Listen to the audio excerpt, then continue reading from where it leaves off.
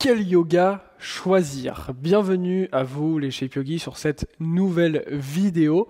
Alors, je lance une série de vidéos pendant laquelle, une fois par semaine, je vais répondre à une question qui est souvent posée autour du monde du yoga. Donc, pour pas louper les prochaines, je vous invite déjà à vous abonner à la chaîne YouTube et activer la petite cloche. C'est gratuit, comme ça vous serez au courant. Et s'il y a des questions auxquelles vous voulez que je réponde, n'hésitez pas à me les poster dans les commentaires. Donc aujourd'hui, cette vidéo, elle s'adresse majoritairement à des débutants qui arrivent dans le monde du yoga et qui savent pas forcément quoi faire. Si c'est la première fois que vous tombez ici, sachez que j'ai pas vraiment ma langue dans ma poche et que parfois je vais employer certains termes ou quoi qui peuvent un peu choquer dans le monde du yoga. Voilà, c'est comme ça. Si ça vous plaît, tant mieux, restez là. Si ça vous plaît pas, quittez la vidéo. Ça m'importe très peu. Mon but aujourd'hui, c'est simplement de vous donner les meilleurs conseils pour que vous puissiez progresser, tout comme ce que je fais de toute façon à chaque fois. Alors, ce qui est important, c'est de passer par plusieurs étapes, parce qu'il y a plusieurs types de yoga. On va pouvoir les classifier par plusieurs styles, entre guillemets, vers lesquels vous allez pouvoir vous orienter. Et à la fin de cette vidéo, vous saurez vers où pousser vos réflexions.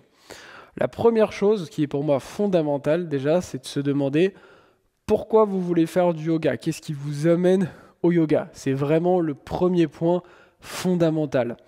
Je m'explique. Si aujourd'hui, vous voulez faire du yoga parce que vous avez envie de vous sentir mieux, vous avez envie d'avoir une discipline qui vous permet d'être en forme sans amener de violence dans votre corps, c'est pas du tout la même chose que si vous allez au yoga parce que vous avez l'espoir d'ouvrir une vie spirituelle qui va vous connecter à tous les chakras, etc. Donc c'est déjà deux approches différentes. Donc vous vous doutez bien que rien que par ça, on ne va pas pouvoir aller vers les mêmes types de yoga. De la même manière, il y a certaines personnes qui arrivent au yoga parce qu'elles ont une blessure. Et si aujourd'hui c'est votre cas, vous n'allez pas arriver au yoga en faisant le même type de yoga que quelqu'un qui cherche à ouvrir ses chakras ou quelqu'un qui veut juste améliorer sa mobilité ou son renforcement. Ok ? Ça, c'est fondamental. Et c'est pour ça aujourd'hui que malheureusement, trop de personnes sont déçues de ce qu'elles peuvent faire ou voir dans le monde du yoga parce qu'elles se retrouvent à suivre un cours qui n'est pas adapté à leurs besoins. Okay, ça, c'est malheureusement quelque chose qui est un peu complexe. C'est que le point fort du yoga, c'est sa diversité, tout ce qu'il peut vous apporter, mais en même temps, ça ramène un point négatif, c'est que on peut se retrouver à faire des choses qui ne sont pas du tout adaptées. Donc premièrement, vous vous dites déjà pourquoi je viens au yoga, ok? D'ailleurs, si vous voulez m'écrire dans les commentaires qu'est-ce qui vous amène au yoga, avec la raison de pourquoi vous voulez faire du yoga, je serais ravi de vous directement vous me répondre en vous conseillant plutôt tel ou tel type de yoga. Donc n'hésitez pas soit à l'écrire pour vous-même, ou soit à me le mettre en commentaire. Une fois que vous avez la raison de pourquoi vous voulez faire du yoga, on va pouvoir ensuite s'orienter vers ce qui va vous plaire et vers ce qui va vous amener un maximum de résultats. Alors, ce qui est important de comprendre, c'est que ce qui va vous plaire, c'est pas forcément ce dont vous avez besoin et ce qui va vous apporter un maximum de résultats. Donc, c'est là que ça nous ramène aussi une certaine complexité. Je vais vous prendre un exemple concret. Quand j'ai commencé à enseigner le yoga, j'avais plusieurs chefs d'entreprise en cours privé. J'allais chez eux une fois par semaine ou dans leur entreprise. Et c'est des personnes qui, du coup, qui géraient des grosses sociétés, qui étaient très stressées, qui dormaient mal, etc., qui étaient tout le temps dans l'hyperaction. Et en fait, ces personnes-là, elles avaient besoin d'un yoga qui va être très calme, très doux, on bouge très peu, on se relâche. C'est le yoga qui va leur apporter le maximum de bénéfices, en fait, pour équilibrer par rapport à leur vie qui est hyper à fond. Mais le truc, c'est que ces personnes-là, elles sont tellement à fond qu'elles ne sont pas prêtes, lorsqu'elles débutent le yoga, à commencer avec quelque chose de calme, d'accord?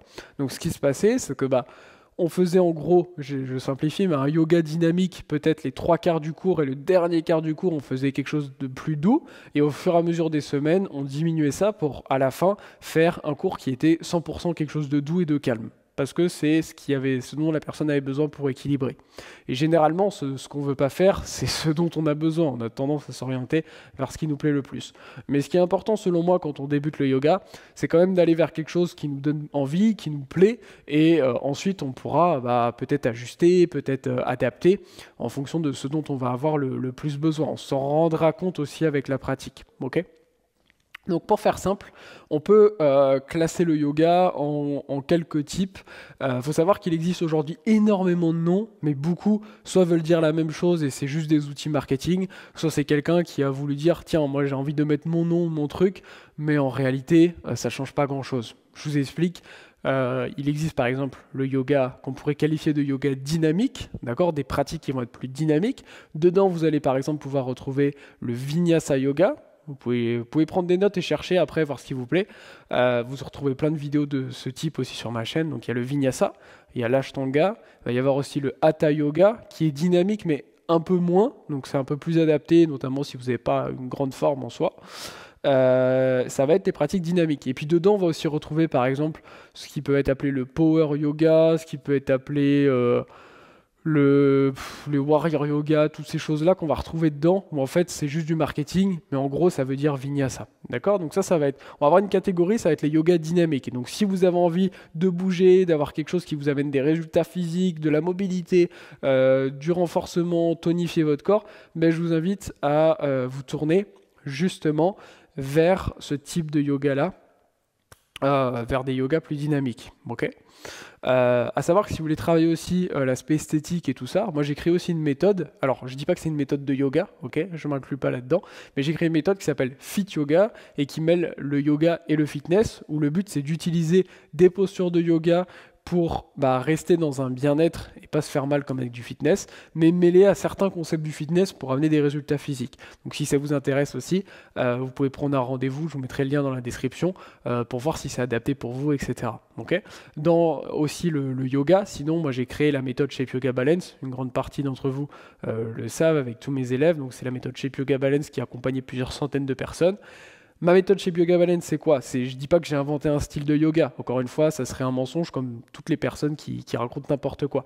Mais ma méthode chez Yoga Balance, c'est quoi? C'est une méthode pas à pas qui permet d'atteindre son plein potentiel physique et mental grâce au yoga, se sentir bien dans son corps et dans sa tête au quotidien.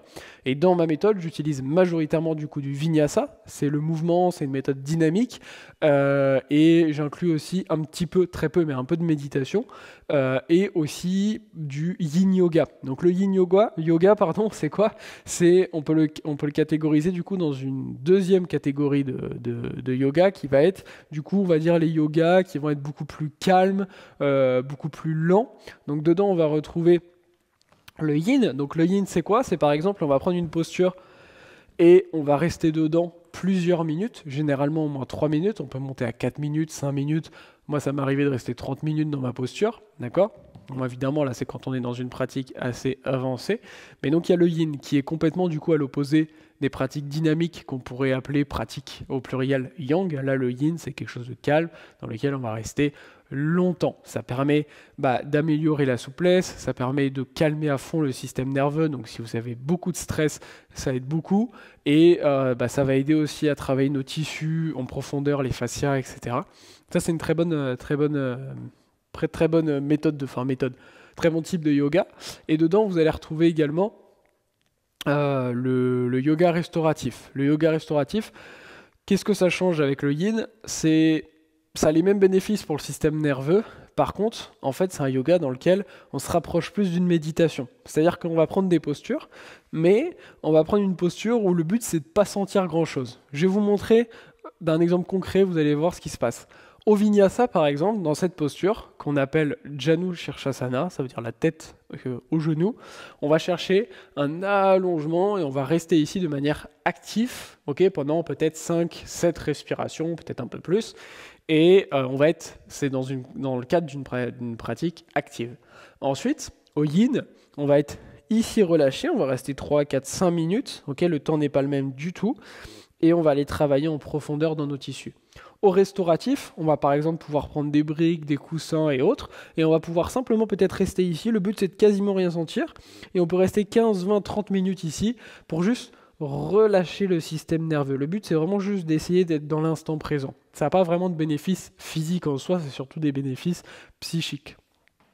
Et ensuite, selon moi, on peut classer encore 2 autres types de yoga. Peut-être que j'en aurais oublié, mais on va avoir les yogas où tout ce qui va être lié autour du tantra, Et donc là, encore une fois, on vous trouvez de tout et n'importe quoi, mais ça va être une pratique où on va être beaucoup plus, vous allez avoir beaucoup plus de temps de méditation, de pranayama qui vont être spécifiques au tantra. C'est pas un sujet que moi je maîtrise, mais là ça va être plus aussi tourné vers les gens qui veulent travailler autour des chakras, etc. Et le dernier type de yoga, c'est le yoga thérapeutique. Le yoga thérapeutique, malheureusement, souvent, c'est très très mal enseigné. Je vois des cours en groupe de yoga thérapie, etc. C'est vraiment une catastrophe. À la base, le yoga thérapie, c'est quoi? C'est une médecine en Inde. Ok. Alors où je vous fais cette vidéo, ça fait un moment, moi j'ai commencé une formation en yoga thérapie que je suis lentement, petit à petit, en plus des choses que je fais à côté.